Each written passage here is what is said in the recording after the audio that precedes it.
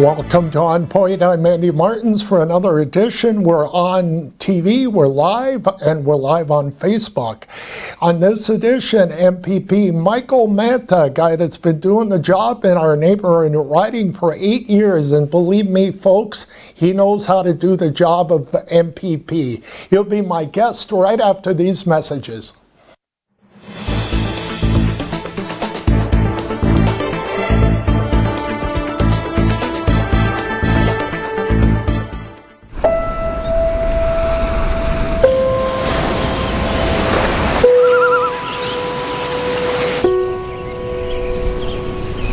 Here, your education is everything, supporting your true sense of purpose.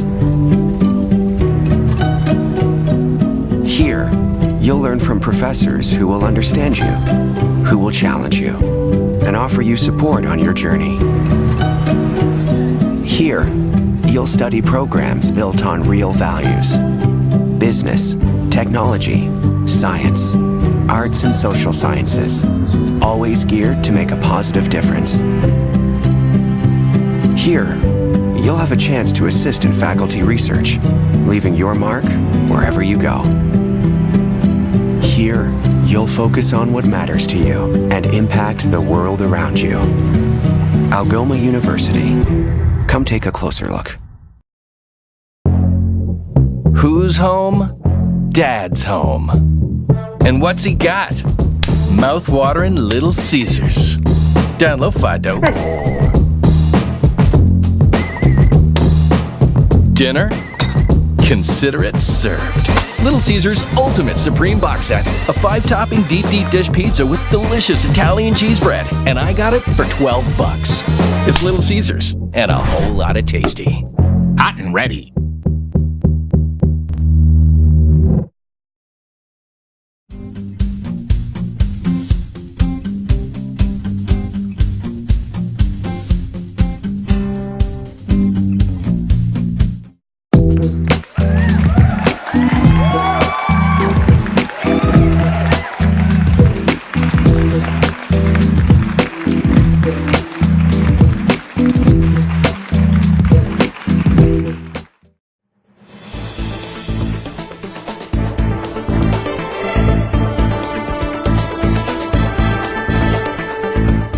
Welcome back to ONNPoint. I'm Andy Martins. Thank you for watching again. We're on Facebook Live and on TV Live, and I'm thrilled that Mike Mantha is back on ONNPoint. This guy knows how to do the job. He's been doing it for 8 years, and welcome back to ONNPoint, Mike. Thanks, Andy. How have things gone during the latest break, which has another 30 days to go in your riding of Algoma, Manitoulin? It's been a busy summer. Yeah, it's been a busy summer with events. Having the opportunity to get to each and every one of the corners of my riding, it's huge. It's been a challenging summer. A lot of frustration out there with the provincial cuts that a lot of organizations have been faced with. I hear day in, day out about the challenges that everyday people are facing. So having the opportunity to get out on the road, in the communities, listening to people has been one that I have enjoyed over the course of the summer. And now it's time, unfortunately, we would be at a normal time where we'd be back at Queen's Park right now, but Premier Ford has decided to extend us returning to Queen's Park until after the federal election. So some of the frustration that I've heard from community members and also municipal leaders in regards to having access to this government has been felt across the province. And I think, Mike, you have the biggest riding in probably all of Canada if you look at the area. Am I correct in that? Or? Well, actually, I don't have that title or that claim, but yes, I believe it's the third biggest one in Ontario, okay. where I do have access to all my 37 municipalities, 22 First Nations, and 25 plus unorganized areas. However, there are 2 other MPPs who don't have full access. That they okay. There are many remote communities that they have to fly in order to have access to them. Or in ridings that are north of your riding, kind of thing. Yeah. Yeah, particularly in the new riding of Kwitinong and also in James Bay, Mushkegowuk. Wow, that's how big this province really is. And a lot of the people in your writing probably think that the government members of the government really don't know Northern Ontario very well. Well, it's up to, that's part of my job, is to making sure that this government knows, first of all, what the issues are that are going on in Northern Ontario, and the fact that, there is a big challenge that we have here is because the geographical areas that we have to cover is immense. So for me to drive from my hometown to Elliott Lake, it's roughly about 5.5 hours. But to cross my riding, it takes me up to 13, 14 hours. Right. Have you've been through your riding probably more than once during the layoff?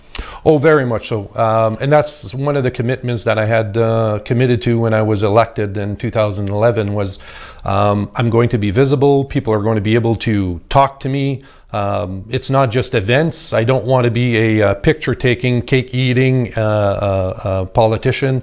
I want to make sure that I'm a public servant that is there when I'm in need, and also when people are frustrated, so I can really bring those voices back to Queen's Park when I'm debating legislation. And that helps you formulate good questions for question period. Absolutely. Knowing what the issues are, good or bad, is really part of my role as a public servant. Let's talk about Level 3 for Sault Ste. Marie. And for the people that don't know what that is, it's a Level 3 drug facility that people in this community have been moving almost for 2.5 years. And what's your opinions on this? Is it held up because of the healthcare cuts in Northern Ontario? The mayor is trying to champion this. He got an acknowledgement from the premier 5 months ago, and it's not moving. Well, what's your feeling on this issue? Well, number one, it's absolutely necessary. And if we look at a per capita basis, the level of the opioid crisis that we have in this area, the fact that we have so much of a need for this Level 3 facility to be organized here. And my hat's off to Mayor Provenzano for doing the work that he is doing. I want to put a shout out to the local MPP, who is Ross Romano. I'm here. I'm your neighbor. Part of my constituents are going to be benefiting from this facility. I want to help. I want to have discussions, and let's move this forward. And particularly now that he's part of the inner circle of the Premier Ford's cabinet, it's time for us to work together. It's time to put the partisan aside and let's do what's right for the community and the region. Exactly. Whether you're in Canada or the United States, crossing the aisle and working with the opposition is the best way to have success in politics. Oh, absolutely. I take my role as opposition to oppose very seriously, but we also propose.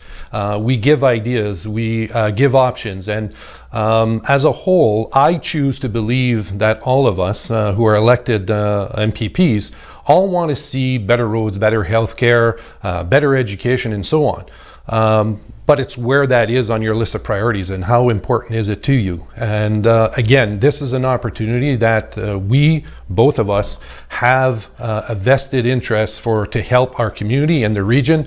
And I would look forward to working along with him in order to move the stakes forward and getting the funding secured so that we could have the facility built here in the Sault.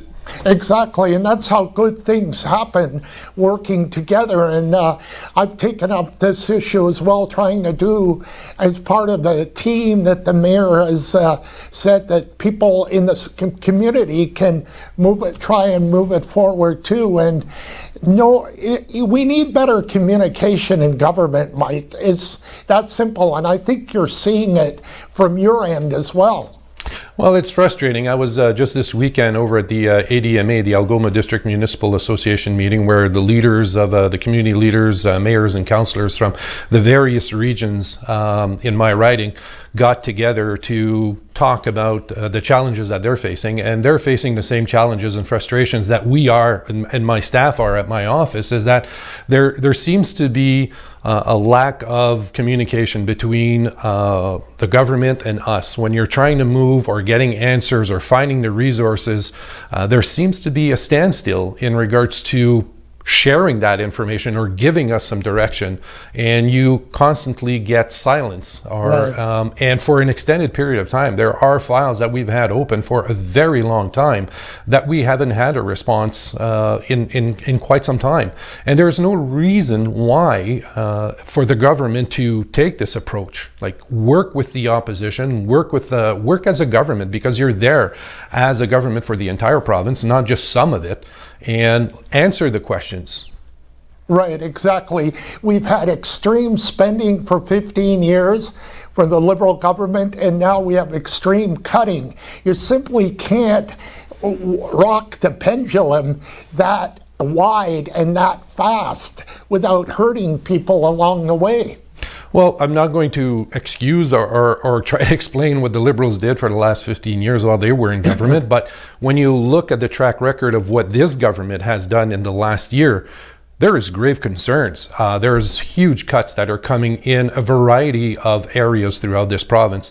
And when you see this government making these cuts, but also providing benefits to those that are way up there on the scale through corporate tax cuts, and those are the priorities that differ, is where we as an opposition will oppose some of the decisions that in the direction this government is going in. What's your feeling on the patient-based healthcare system that this government wants to roll out? This will take many years. It's not a 6-month process. Well, I'm hearing words from this government like for-profit, fee-for-service, and privatization, and those are very, very, very scary words that the public should be alarmed with. The last time that I checked, is this country, part of our biggest gem that we have is our public healthcare system. And I'm afraid that this government is taking us down a road which is going to be very concerning, which will deliver a 2-tier healthcare system. That is concerning. And we as a public, we as myself as an MPP, I will oppose this government each and every opportunity that I have where this government is taking this province into that direction. It certainly looks that way, doesn't it, at this point? Well, you see more fees coming up, and you see the transition that certain services are no longer needed, where we see the elimination of certain programs, which have been proved to be successful for years and years and years, and for no factual reasons, this government is canceling them. Stay right there, Mike. We'll take a couple minutes of commercials, and we'll be right back on ONNPoint with MPP Michael Mantha.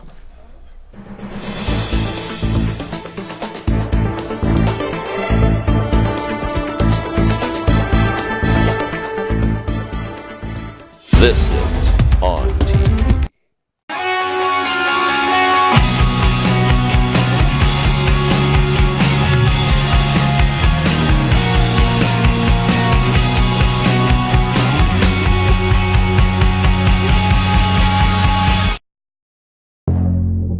Who's home? Dad's home. And what's he got? Mouth-watering Little Caesars. Download Fido. Dinner? Consider it served.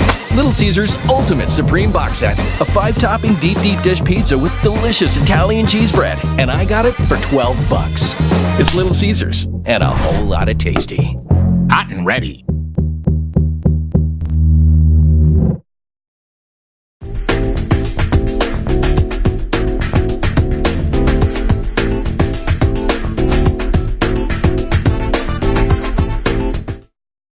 Welcome to the Machine Shop, our historic venue and gathering place for friends and family. Built in 1899 on the site of a Northwest Company trading post. Today we are a go-to venue hosting many expos, concerts, weddings, and more. While you're here, choose one of our dining experiences. Enjoy a quiet dinner at the Mill Steakhouse and Wine Bar, watch a game and try wood fire oven pizza and local draft at the Boiler Room, or treat yourself every day to gelato and local coffee at the Gelato Mill. For more information on the Machine Shop, visit machineshopinc.ca.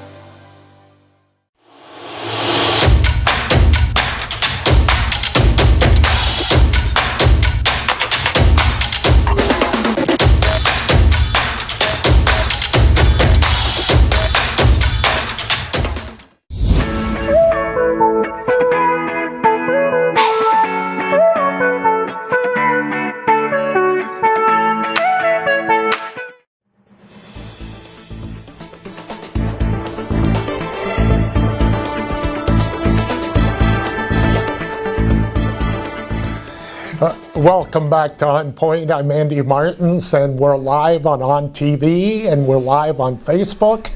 And we're here with MPP Michael Mantha. I wanted to give a shout out to a great lady who helped me quite a bit. She's worked for Michael, and she doesn't anymore, Chrissy Trudell. I know she's watching. She's a real supporter of yours, Mike. She's a gem. Unfortunately, I had to let her go. She was working at my office for a period of time on a maternity replacement. Right. She's now in the Kapuskasing office. She's working the federal campaign for the federal NDP member Carol Hughes up there now, and she scooped up quite a gem. She's a tireless worker, and I miss her. Definitely. She really helped me, and Cindy will carry the mantle now from now on, but I just wanted to give Chrissy a shout out. We were talking about the government communications and all of that. I think, Mike, majority governments versus minority governments, my feeling is if we had a minority government in Ontario right now, we would see better communication from the government. Well, first, let's start with part one of that question is a majority government. When a government runs on a particular platform, they should be held to account or accountable to making sure that what they say during a campaign is Right. what they do once they're elected. Let's set that aside. But in a minority setting, often people across this province, across this country have always said that a minority government works better for them as a whole. Why?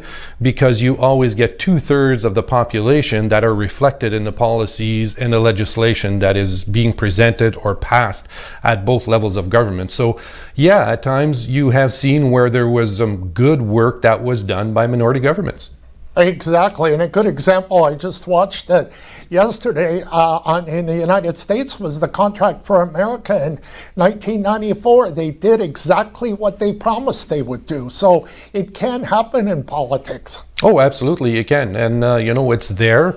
And even in a majority government, you can also have your policies reflect some of what the oppositions are saying by Right. having more work done through consultation, taking in some of the amendments or suggestions or propositions that the oppositions are giving forward.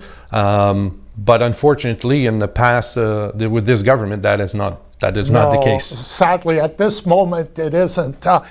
Move on to another topic I know you're very concerned about and you're doing a great job with is Lyme disease in Northern Ontario. Well, Lyme disease across this country, across the world, is one that is growing at a phenomenal pace. A lot of people are being affected.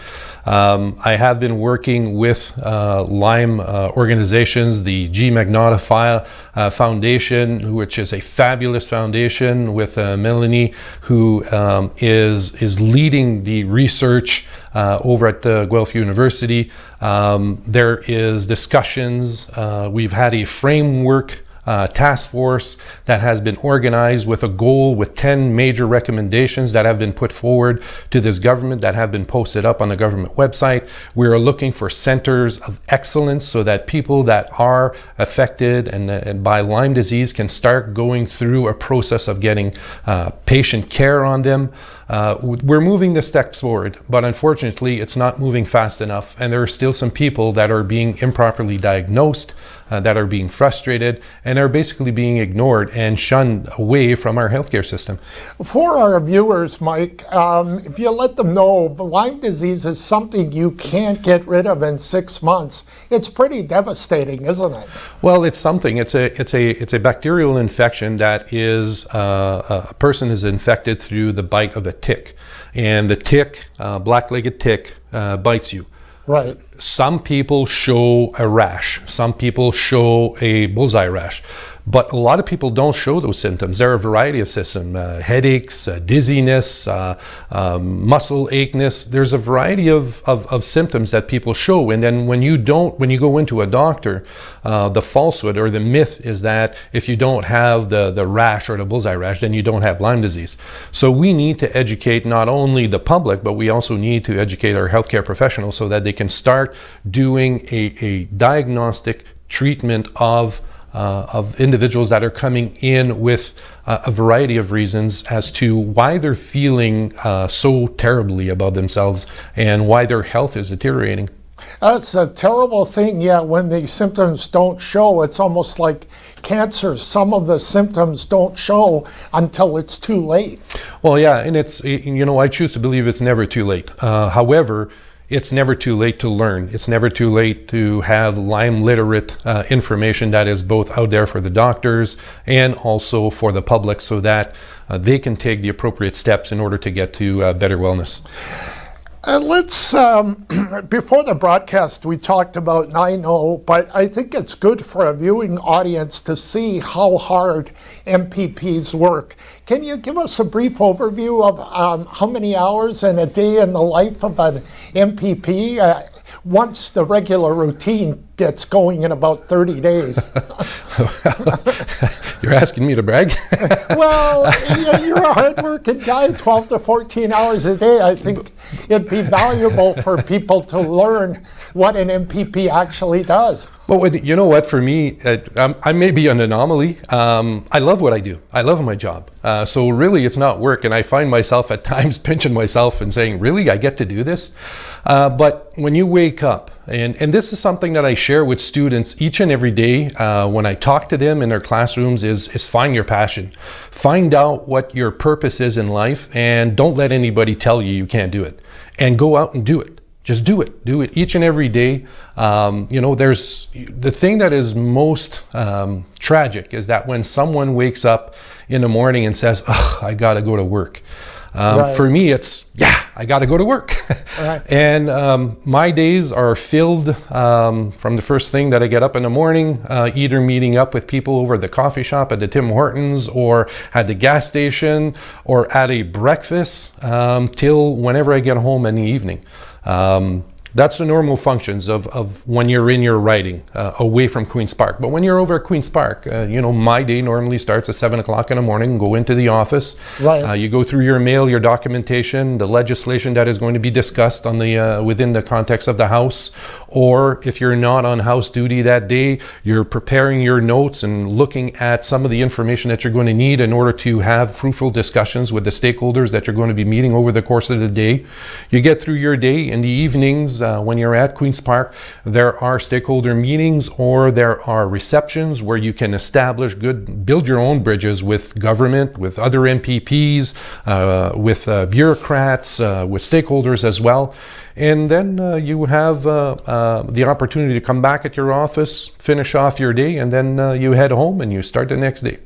Did you think, Mike, in 2011 when you got elected that you would enjoy this job so much 8 years later? Well, to be very honest, the first year it was more of what the heck did I get myself into? And then it was, a part of it was, do I belong here? And it didn't take me too long to really find my feet and find out that, yes, I belong, number one. Right. Number two is this is such a privilege to doing this job where you get to speak on behalf of, for myself, on behalf of the good people of Algoma Manitoulin, on behalf of all Ontarians. I didn't know what it was when I first put my name forward, but it really is a dream job.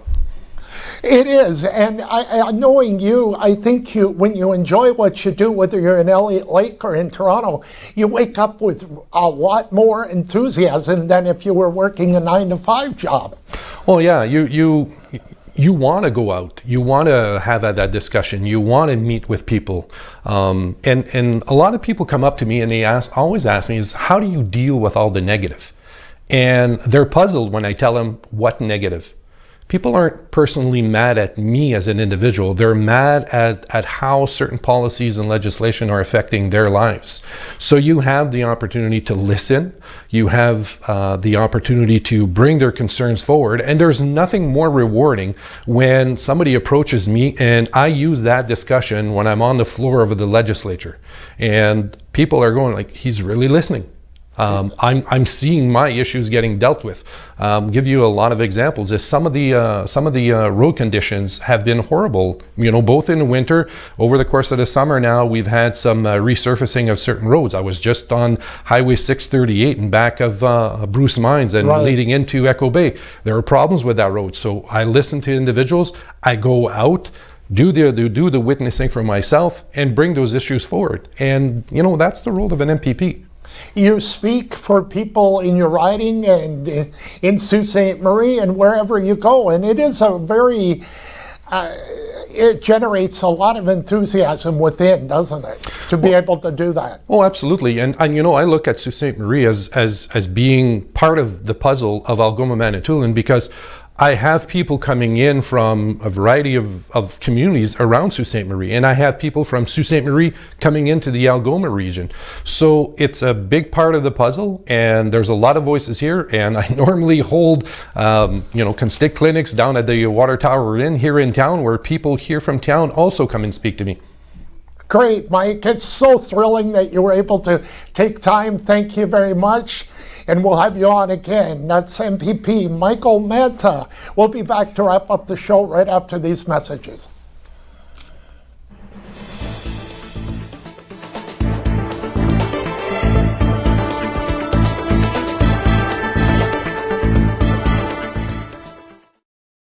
Maitland Ford is a family-owned dealership that's been around with the Ford franchise since 1984.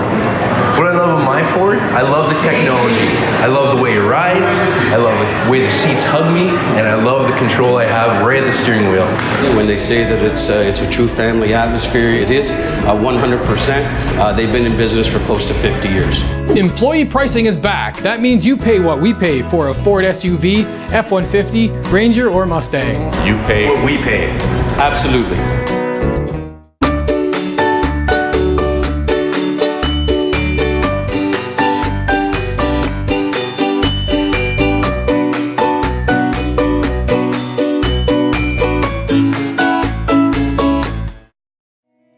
Last year we've been celebrating our 65th anniversary, dating back to services originating in our community in 1954, which is quite some time ago. It's been a great opportunity this past year to recognize the pioneers, the stakeholders that worked tirelessly to create what we are today. I'm grateful for everything that the families 65 years ago and the people that assembled the organization have done in order for us to achieve the success that we're experiencing 65 years later.